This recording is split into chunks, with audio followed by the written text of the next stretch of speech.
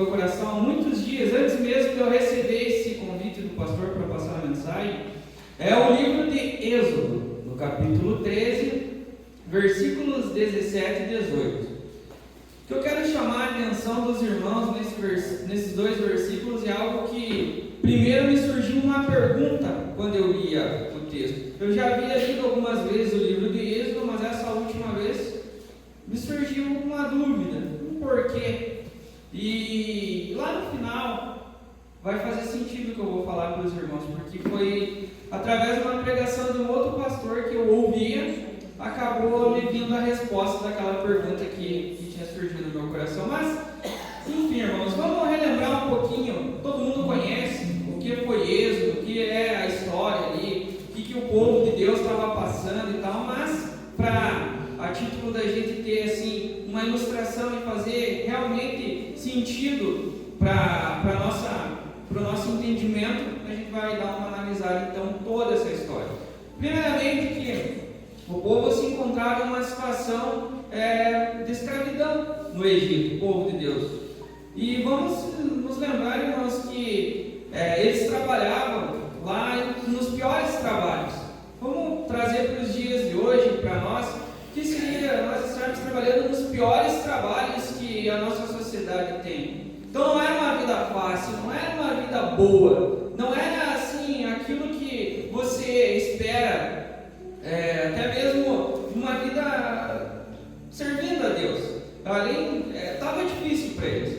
Aí, o que acontece? O faraó do Egito, lá da época, ele percebe que o povo está se multiplicando em números muito maiores do que o povo egípcio. E ele, como um governador do seu estado lá, ele se preocupava com as questões políticas. E o que isso ia resultar? Ia resultar que amanhã ou depois, lá dentro do contexto deles, ia ter tanto o povo de Deus lá, que ia ser maior do que o povo do Egito. E isso poderia fazer, até a Bíblia diz, ali no comecinho da história, que caso algum inimigo invadisse o Egito, o povo lá cativo, poderia se juntar a esse invasor e acabar com o povo do Egito. Então ele teve uma grande preocupação. Só que vamos nos lembrar que não interessa quem se levanta contra nós, que somos o povo de Deus. Não interessa se é um presidente, se é um governador, quem quer. Quando Deus estabelece uma palavra, um projeto, ele vai acontecer.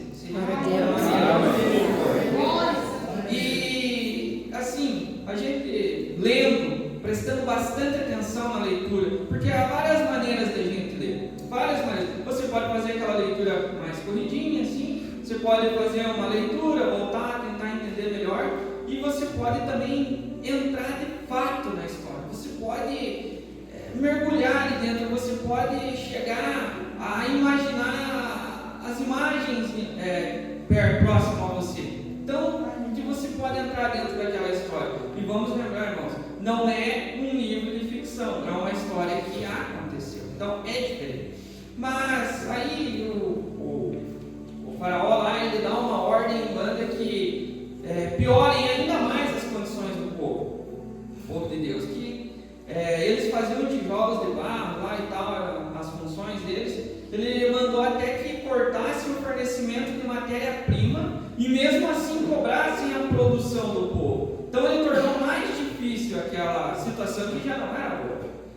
E aí o povo clama a Deus e tal, e a Bíblia diz que Deus se relembra da promessa que ele havia feito anteriormente e decide, não, agora chega, agora vamos resolver essa situação.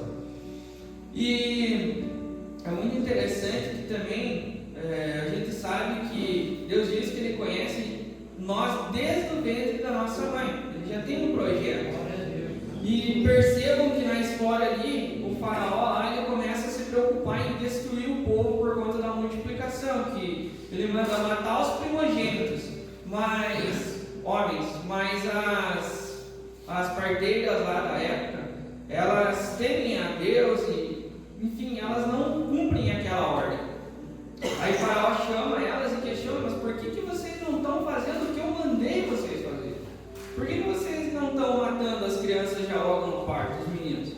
Aí elas falam, porque as mulheres, essas mulheres, elas são muito formosas, elas são muito fortes. Quando a gente chega, a criança já nasceu, então a gente não tem como matar as crianças. Só que na verdade o que estava acontecendo é que elas não estavam cumprindo essa ordem do faraó.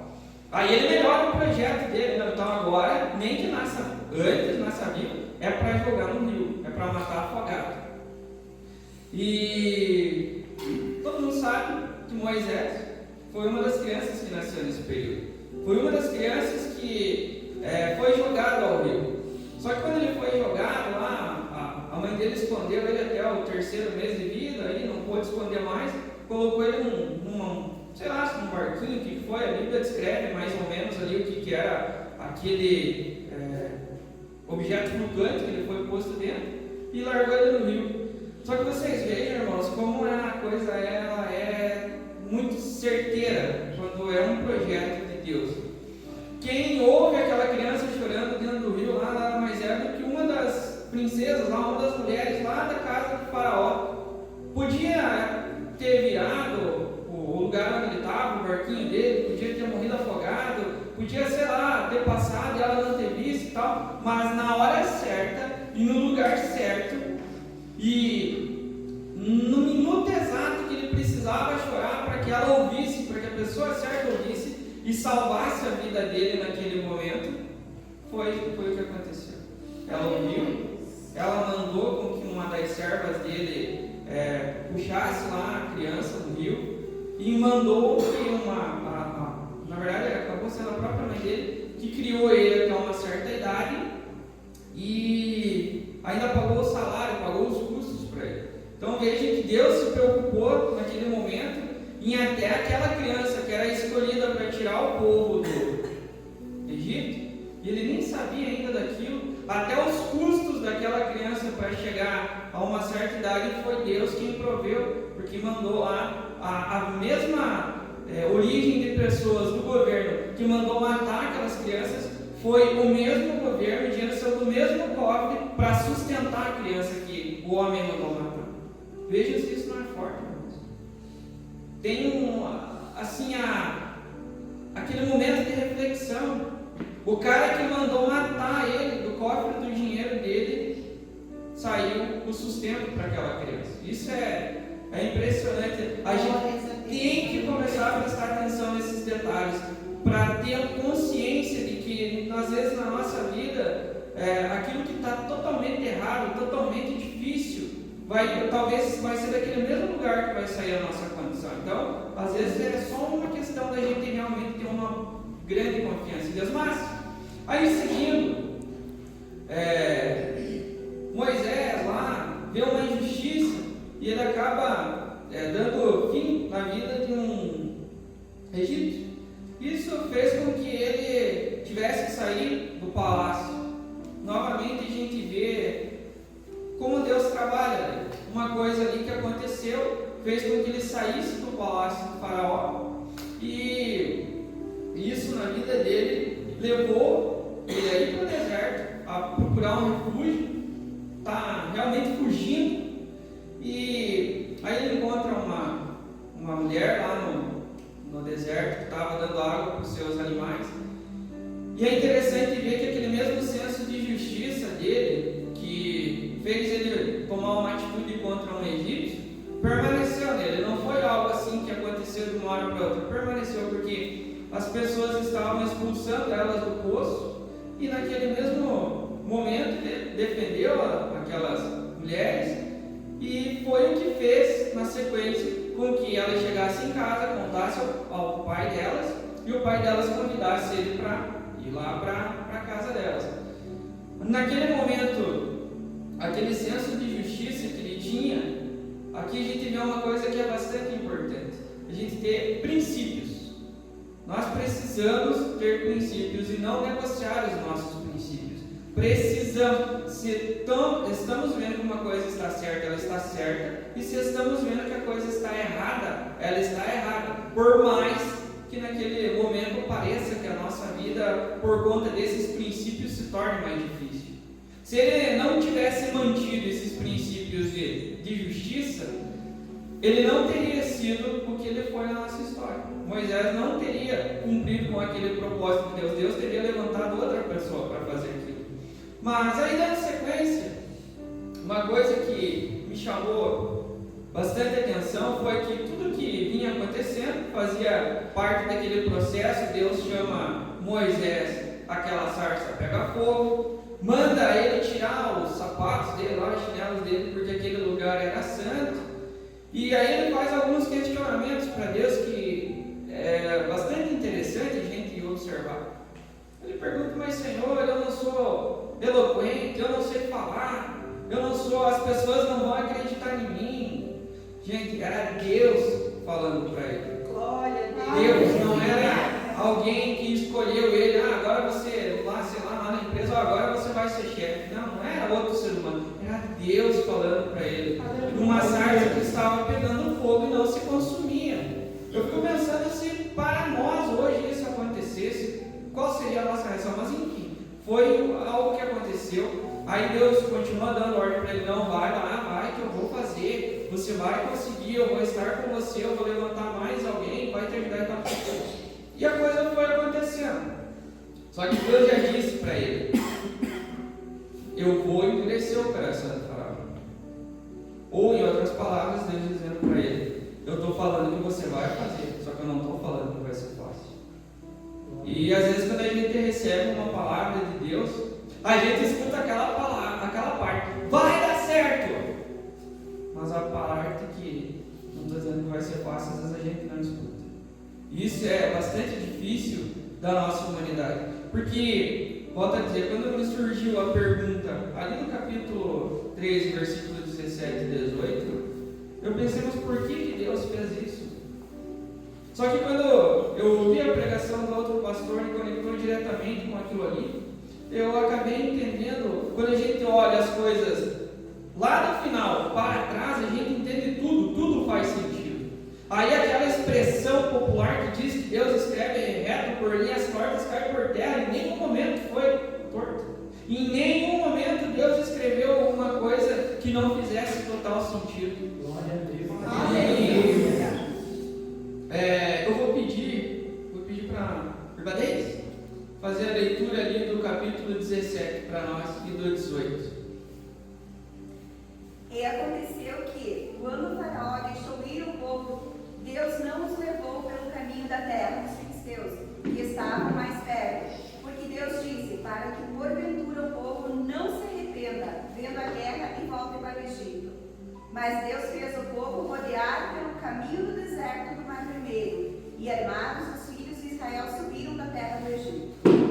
Irmãos, prestem muita atenção no que está escrito ali. Deus não mandou ir pelo caminho mais próximo. Deus mandou ir pelo deserto. Aí me surgiu uma pergunta assim: se Deus é bom, se Deus quer o nosso melhor, se Deus sempre tem o melhor projeto para a nossa vida, se o que nós pedimos para Deus, se o que às vezes nós pedimos de bênçãos materiais, espirituais, a Bíblia diz que o que Deus tem para nós é muito maior, por que Ele fez o povo ir pelo lugar mais longe, pelo lugar mais difícil? Aí as coisas começaram, eu continuei lendo, e aquela pergunta, mas Deus, por que isso? Por que fazer as pessoas... Na minha cabeça, irmãos, eu cheguei a pensar assim: por que Deus fez esse povo sofrer tanto para sair do Egito? Por que isso? É muito importante a gente ter uma fé que a gente se permita fazer essas perguntas para Deus, com respeito, obviamente, respeitando a soberania, a onisciência, o senso de justiça infalível de Deus, mas que a gente se permita fazer essas perguntas, não no sentido de desafiar Deus, mas no sentido de entender por que Deus faz. E Ele manda a resposta. Se perguntarmos com fé, a resposta vem. De uma maneira que a gente não imagina. Aí, beleza. Deus levantou, cuidou de Moisés lá. Era para ele ter sido afogado por uma ordem do faraó. No fim das contas, os cofres do faraó que sustentaram a juventude dele. Aí mandou Só que falou, ó, o faraó vai endurecer o coração. Aí mandou todas aquelas pragas, e pulga, e gafanhoto, e rã, e um monte de coisa. Quando o bicho pegava, o faraó dizia, não, agora vocês vão. Quando passava, Moisés orava a Deus, e Deus tirava o problema, ele endurecia o coração, e não deixava o povo sair. Até que chegou um ponto, que a coisa ficou tão terrível lá para o povo do Egito, que Faraó de fato manda que eles saíssem. Eles saíram, mas lembrem, Deus mandou Moisés levar eles pelo caminho mais longo, pelo caminho mais difícil. Aí eles saem, como se tudo já não estivesse difícil, o Faraó se arrepende, manda o exército atrás, aí todo mundo sabe. Um dos maiores milagres que tem na Bíblia, dos nossos olhos humanos, é Deus abrir o mar. Deus abre o mar para eles passarem, afoga todo mundo lá, os egípcios, para de fato libertar eles da escravidão do Egito. E até uma coisa que eu estava pensando sobre esse poder de Deus de abrir o mar, se nós pegarmos uma bacia em casa e tentar abrir a água com as mãos, que é uma bacia, a gente não consegue. Agora imagine o poder que tem que ter para abrir o mar. Só que a gente olha isso, irmãos. Glórias a Deus, aleluia. A gente olha isso de uma maneira errada, porque é uma coisa física. O maior milagre que existe, na verdade, é o milagre da conversão. Esse é o verdadeiro milagre. Esse é o que só Deus pode fazer, e é o que só Deus faz, e é o que só Ele sabe se verdadeiramente foi feito. Porque só quem olha a gente de dentro para fora, quem tem esse poder é Deus. O ser humano não tem, por isso que no mundo de hoje temos tantas enganações, mas enfim, dando continuidade, já estou quase chegando, se acalma, no fim eu achei muito revelador, muito transformador. Glória a Deus. Eu não entendo sinceramente como que aquele povo fez o que fez, e reclamava e murmurava, se a presença de Deus era visível para eles. Hoje, no nosso tempo, a presença de Deus ela não é visível, ela é sentida, é diferente. Nós temos que ter muita fé, temos que se entregar a Deus. Aí Deus vem e se manifesta de maneira incrível na nossa vida. Só que eles estavam vendo Deus. Vamos lembrar o que eles fizeram. Quando Moisés vai lá para o monte, eles fazem um boneco lá, um bezerro de ouro para adorar. Pelo amor de Deus, como que eles fazem isso, gente? Mas eles fizeram. Aí eles reclamam que eles não têm água, eles reclamam que não têm o que comer, eles reclamam que não aguentam mais comer o maná lá, e Deus manda carne para eles até eles se alojarem de carne. Mas enfim, são coisas que eles fizeram quando eles estavam fazendo aquela travessia tão difícil e tão dura, esse processo. Só que o que é legal é que só homens de guerra foram mais de 600 mil que saíram do Egito. Mais de 600 mil. Se a gente for somar as esposas desses homens, que eram homens de guerra, que tinham atingido a maioridade, etc., então cada um tinha uma esposa e alguns filhos. Estima-se que eram mais de 3 milhões de pessoas que saíram do cativeiro. 3 milhões de pessoas passando pelo deserto. Só que vocês sabem quantas pessoas desses 3 milhões, mais de 3 milhões, que chegaram na Terra Prometida? Alguém falou assim. 2. Exatamente. Foram só 2 pessoas. Mais de 3 milhões de pessoas tinham uma promessa de Deus para sair da escravidão. Mais de 3 milhões de pessoas, Deus falou, eu vou libertar vocês. É só vocês atravessarem o deserto. Só que só 2 chegaram lá na Terra Prometida, tirando os levitas lá. Eu pergunto para vocês, por que só 2 pessoas chegaram lá? Se a promessa era para todos, se todo mundo, se Deus prometeu para todos eles, ó, vocês vão chegar na Terra Prometida. 3 milhões de pessoas. Aí, irmãos, vem a resposta de Deus. Aí foi a hora que aquela pergunta, aqueles questionamentos que eu tinha, mas Senhor, por que o Senhor mandou pelo lugar mais longe? Por que pelo mais difícil? O Senhor é Deus, o Senhor podia ter mandado eles até teletransportados se quisesse. Veio que eles saírem de um lugar e aparecerem no outro, mas o Senhor mandou. Aí veio a resposta. Se já entendeu que só 2 pessoas, Josué e Caleb, chegaram lá do outro lado.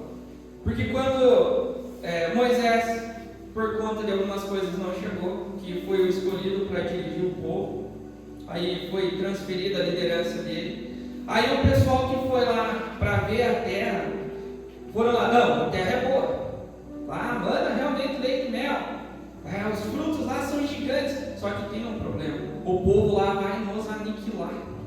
Eles são um exército, homens muito fortes, muito poderosos, nós não vamos conseguir dominar aquela terra. Só que o outro, o Caleb, ele voltou dizendo que não, que nós não temos como perder essa terra. Vamos com tudo, vamos para cima, Deus vai dar a vitória sobre aqueles povos para nós, Deus, enfim, vai dar essa conquista. Aí veio a resposta, irmãos, através daquela pregação. Deus sabia que Ele estava tirando o povo da escravidão. Só que Deus conhecia o coração de cada um deles. Deus sabia que eles iam errar.